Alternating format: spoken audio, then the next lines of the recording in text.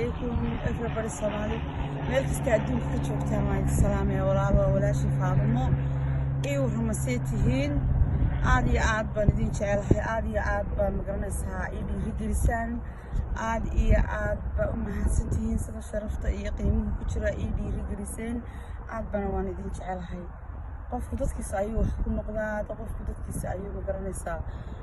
guul ku gaara dadkiisa ayaa kor u qaada marka kor baa ay qaadeen qof kasta isoo wacaan wuxuu ugu dhahaa keep going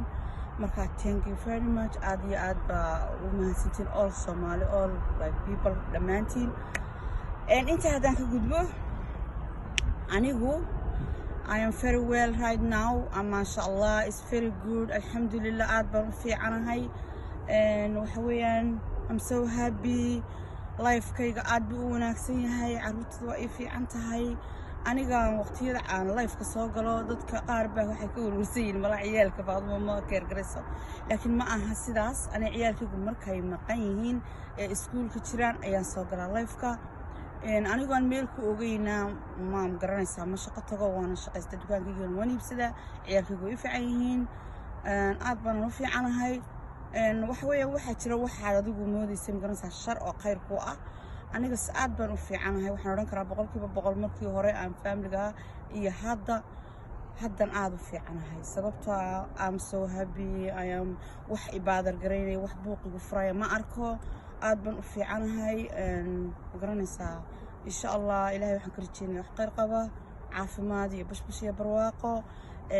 waxaan fiidiyogan soo duubay inaan dadka aan mar labaad u mahad celiyo anigu waxaan furtay YouTube la dhaho Faadumo Qadan official please waxaan idinka rabaa inaa ii saartaan subscribe-ka oo intaas igu caawisaan subscribe-ka aad igu saara walaalo please dee waxaan ku leeyahay dadka waddankeennii joogana waxaan leeyahay isjeclaada magaranaysa Soomaali baa tihiin magaranaysa aad iyo aad Soomaalidu meel kasta joogto waa dad walaalo ah waa dad wada dhashay waa dad ehela marka waxaan oran lahaa anigu waddankeena iyo dadkeenaba jeclaada waxba ma kala tihiin hatta calama leedihiin waxa tihiin dad magaranaysa walaalo ah oo aad magaranaysa wada dhashay marka waxaan idin leeyahay soo dhawaada dadka waxaan doonayaa inaan dadka icaaya aniga wax iga sheegana dhahanaagtan way waalantan anigu naag waalanimihi gabadha caafimaadka qabto maanahay talina sariirkeeda haysata bilfadlan waxaan idinka codsanayaa in habaarkayga deysaan kasabaarka wax fiican maaha dadkayga family-gayga iyo ehelkayga iyo qaraabadayda iyo asxaabtayda oo fiidiyoogan insha Allah arki doonana waxaan tusayaa inaan ahay qof fiican shaqaysata dukaankeeda haysata carruurteedana haysata nimca iyo rays iyo barbashiyo barwaaqo ku nool